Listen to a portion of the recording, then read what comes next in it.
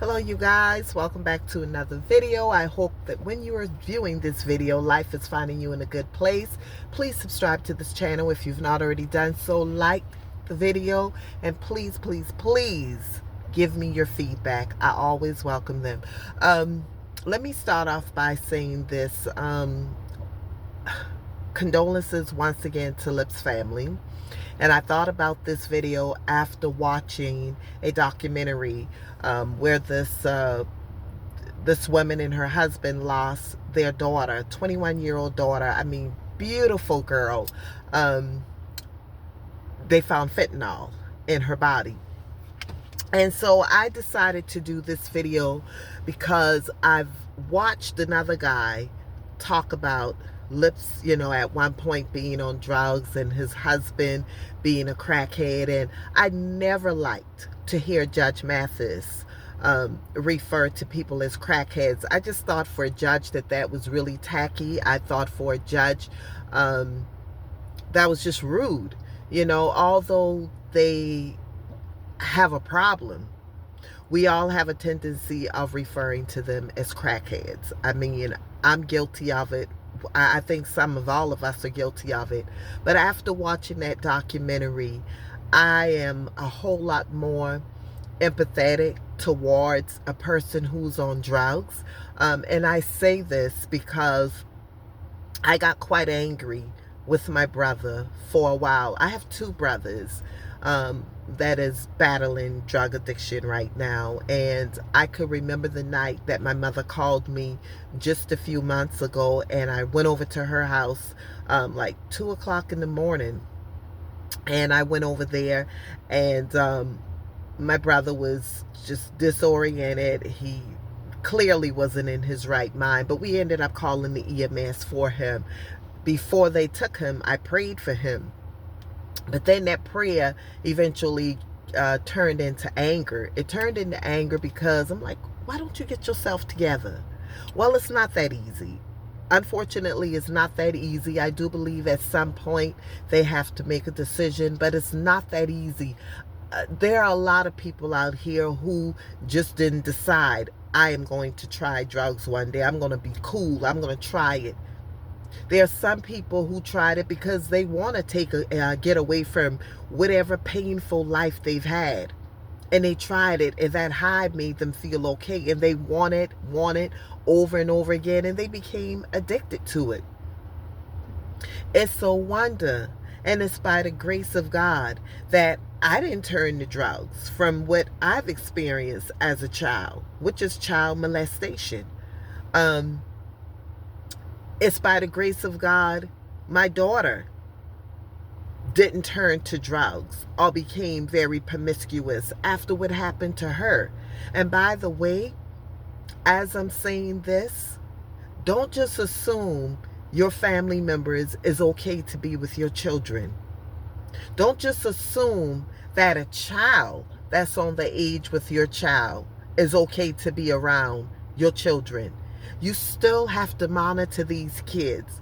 I'm talking about at 5, 6, 7 years old. Yes, 5, 6, 7 years old, you have to monitor them. You just can't assume that they're children and they won't try anything, because it does happen. It does happen. Trust me when I tell you this. It happens. But that's just a little side note. So we got to be conscious of how we handle our family members knowing that they are on drugs. Like I said, I've been angry with him, but that anger now has turned into much more compassion. And I will begin to pray for him. I will begin to, it wasn't like I just threw him to the wolves, because I tried seeking help for him. In fact, I found a place that was willing to take him, but he wasn't ready to go. He was not ready to go. But you have to keep pushing and pushing, but push in a loving way. Push in a loving way that's not offensive. You may have to be that person to say, I love you so much, and I don't want to see you hurt. I don't want to see you leave here. I don't want to see you overdose. Instead of saying, you need to get yourself together. You need to get some help. We have to change the way that we approach them. We have to do that if we want to see them get help. And if all fails, at least that they could say you loved them and you tried. That's the least that they would be able to say. So my plan is to continue on praying for him and try my very best to love him through it. Because yes, when they are in that state of mind, they say all types of nasty things to you. Like my brother said, he hates me. He hates my guts. But I know that that's not the real truth. I know that's not my brother. I know that that is not my brother who is saying this. My other brother told his mother, you know, these are two brothers, one on my dad's side, one on my mother's side. If you die, I wouldn't even come to your funeral, but I know that that's not true. I know that he loves his mother, but it's the state of mind that they're in that makes them say these crazy things that they truly don't believe, they truly don't mean. So their minds are all jacked up, being on that stuff. So I do pray for Lip's husband, Cameron. I do pray for him. I believe that, you know, it was a tumultuous marriage. The videos are still surfacing all over the place about Lips right now. Y'all, I'm backing out right now because I could see my husband is coming out. And I want to be ahead of him. So we have to be more conscious about using the word crackhead and making it seem like it is okay to say these things when our family members or just people we know in general is going through that. There are some people who have gotten into that stuff, like I've said already, because of things that have happened to them in the past. My brother, I'm not aware of anything happening to them, but I do know that he's angry. He's extremely angry, and I don't believe that he's been able to express what he's angry about. I don't believe that at all, that he's been able to express that. So he is a bit bitter for a variety of reasons. I've heard some of them, but I'm not sure what took him to that point. But he was clean for over 10 years, and all it took was one person to introduce us back to him. So a person who's on drugs, I mean, the Bible says evil communication corrupts good manners.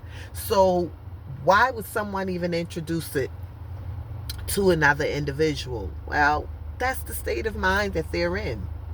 That is the state of mind that they are in. So I pray for Cameron. I do, Lip's husband, because it's a sad situation all across the board. But drugs is real. Drugs is real, and the addiction is real.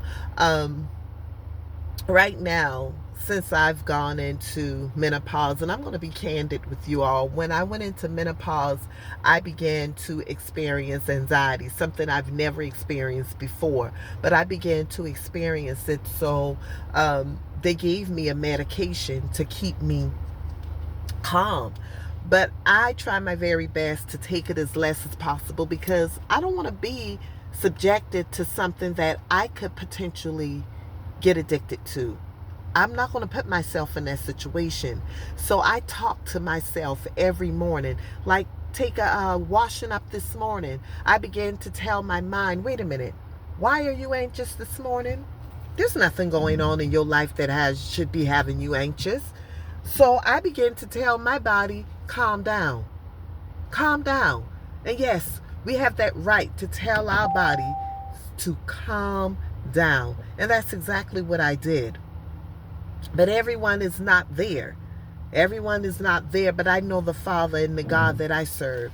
And he said he would never leave me nor forsake me. He's my present help in the time of trouble. So why am I anxious? Is that a natural thing for a woman's body to go through? Yes, it is. But that doesn't mean that we have to accept it. We don't have to accept what our body is doing. So I'm going to get off of here. and pay attention. But I just wanted to drop that nugget. Pray for your family members that's battling drug addiction, because my mother is so fearful. She's afraid that one day her son could potentially die from using drugs. I watch my brother, fly. Shop dresser, fly, working, a working addict.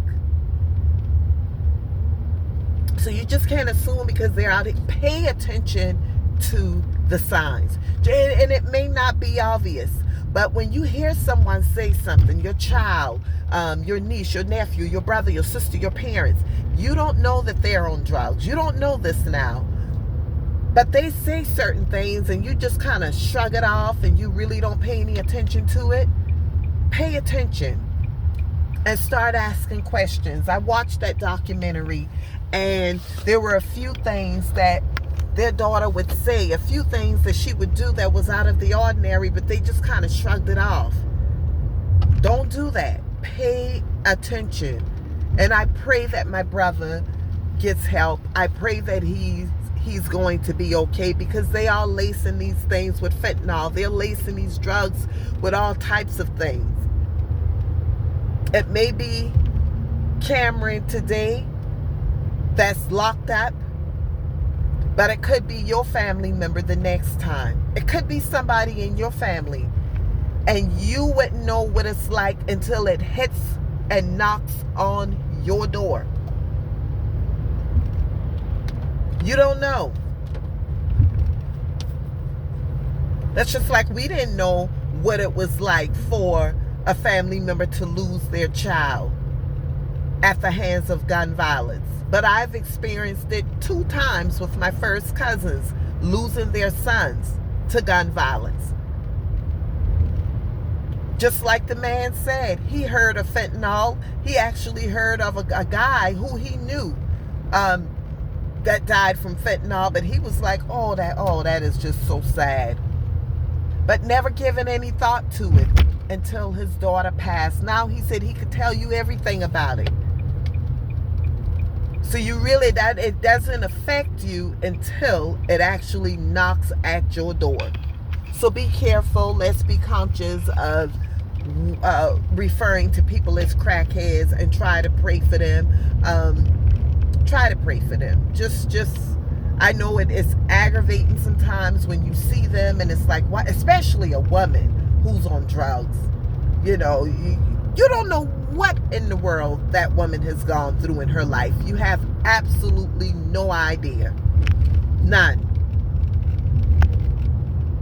But all we know is what we see, and the things that we say is get themselves together. So you got to love them. And I'm going to work on that. I am going to work on that myself. Even with my brother, I'm going to try my very best to love him through it. I really am. Although he says some very hateful and nasty things about me, I'm going to try to love him through it. I could be at my mother's house and he could walk through the door and say absolutely not one word to me.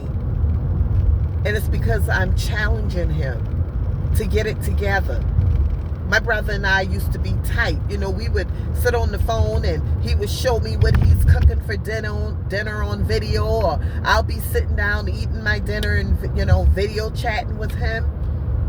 And then all of a sudden, when it actually came out that he was back on the drugs and I began to challenge him, all of a sudden he hates me. But it's okay.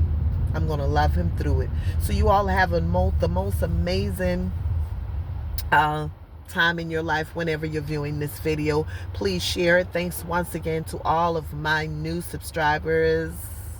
Love you. Love you to pieces. Y'all please share the videos. I'm going to leave you with this note. I was told from a man who never saw me a day in his life, but he shared with me, and another woman wrote it down so that I would not forget what he said to me. But what he said was, the words that comes out of my mouth People's lives depend on it. So don't stop doing what I'm doing. And I'm not going to stop until God tells me to stop. I'm not going to stop. I'll continue on sharing. So this is the last note. Always remember, healthy mind, joyful life. Do not allow anyone to distort your peace, joy, or happiness. Bye-bye.